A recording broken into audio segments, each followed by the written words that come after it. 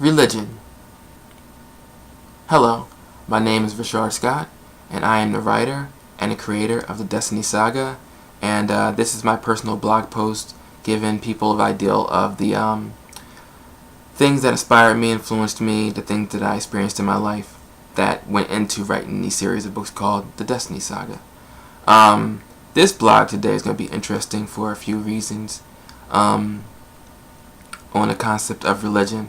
And it may not be the way that I think some people may think it might be, because there's a lot of different ideals that I went through in my life. I have a definitive ideal right now, but it's still in flux, if for lack of a better word. So let me jump right into it. A little background about my religious upbringing. I grew up as a Baptist. My family's very church-going and spiritual, and that's a simple background, but I'm just going to run right into the point I'm trying to make with this blog. So, in my story, I have these characters called the Lineans, and they come from different religions, backgrounds. Some of them are atheists, some of them are agnostic, some of them are Buddhist, any different faith and culture you could think of. But where the Lineans differ from the rest of our society is that they believe that all these differences make us who we are, and they're assets, not a negative, but they still know that they still have to move in the same direction to stop their arch enemy, and they can't let that their separations in beliefs or non-beliefs get in the way of their goal. And that's a philosophy that's very important to me because of the situations that I had when I grew up.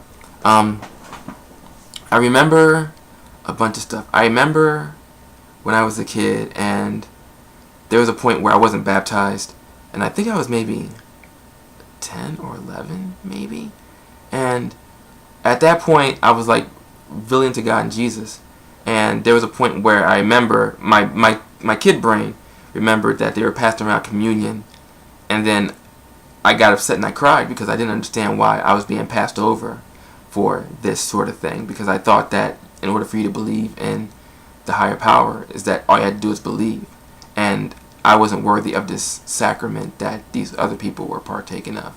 And some people of my family didn't understand why I was crying, and some people did. But that goes with the territory with like pretty much everything in life. The next thing that's leading up to the point I'm trying to make is that I was put in Catholic school from 6th grade till 8th grade.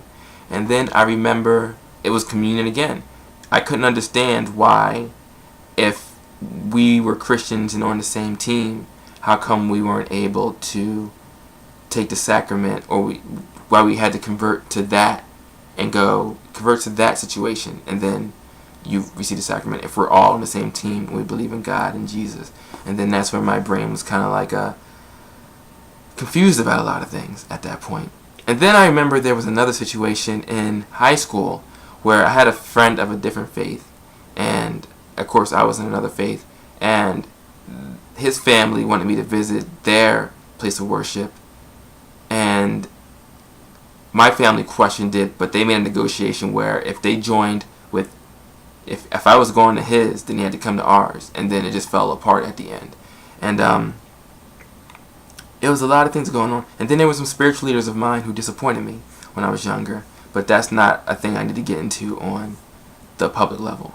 But all of that is to say where my philosophy came from and where the book kind of goes, because my goal is to kind of have it where I write my book on my philosophy, and I want to hire other writers to work with me on stories and bring their philosophies into it, because I believe that you should have all these different type of perspectives when you write this stuff. So but getting back to my perspective is I consider myself a Christian 90%, and I would say 10% agnostic, because sometimes I think anybody who has a faith or a struggle, I really believe in my hearts of hearts that you question it a lot. You do.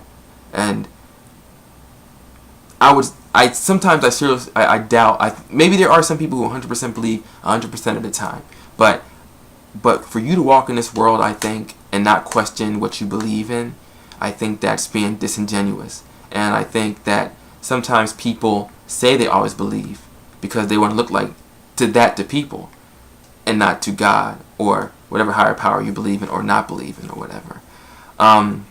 I always thought that if I stopped believing in what I believed in one day, then I would have to hold on to my ultimate value, which is the love of humanity. And you shouldn't you shouldn't throw that belief, the love of your fellow man and woman, out the window because you stopped believing in whatever your faith was, or you convert to something else.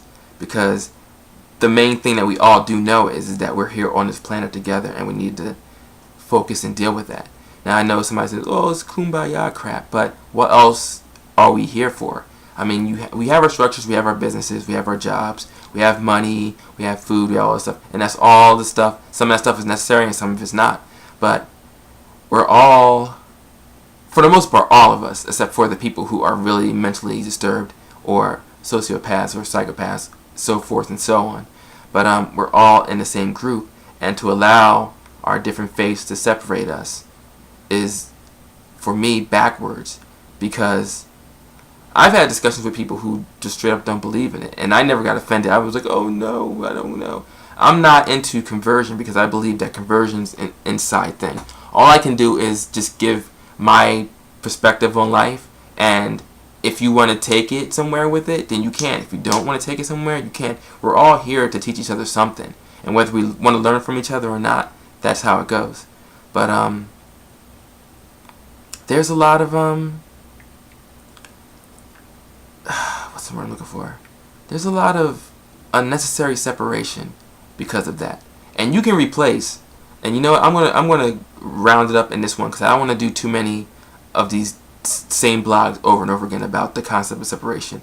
You can exchange religion for politics. You can exchange religion for sexism. You can gender. You can sexual orientation. You can do all that kind of stuff. And it's at the end of the day, it's the same thing that we're doing to each other. Is that you're different from me, and I don't agree with you, so I'm going to ostracize you.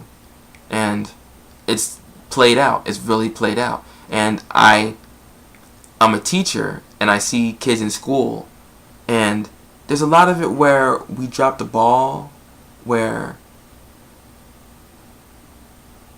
we should have our children go out into the world and see how different we are and how those differences are relevant and why we're the same.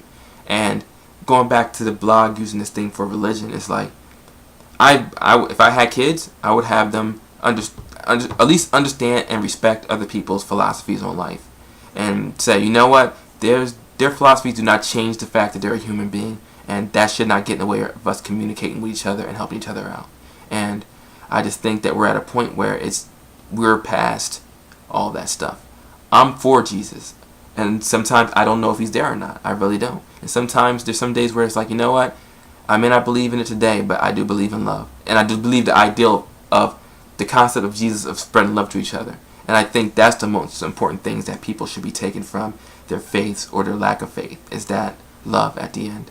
And that should be the only thing that matters. But it seems not to be the most important thing for us sometimes when it comes as a society.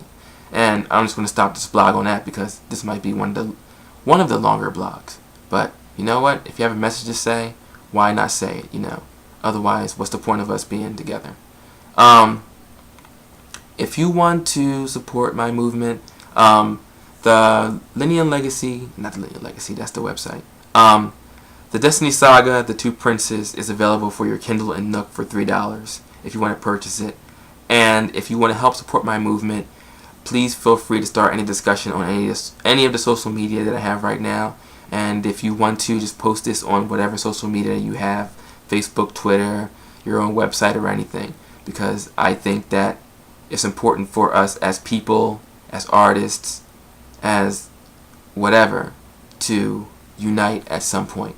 And like I always want to say, and I mean it from the bottom of my heart, peace and be blessed.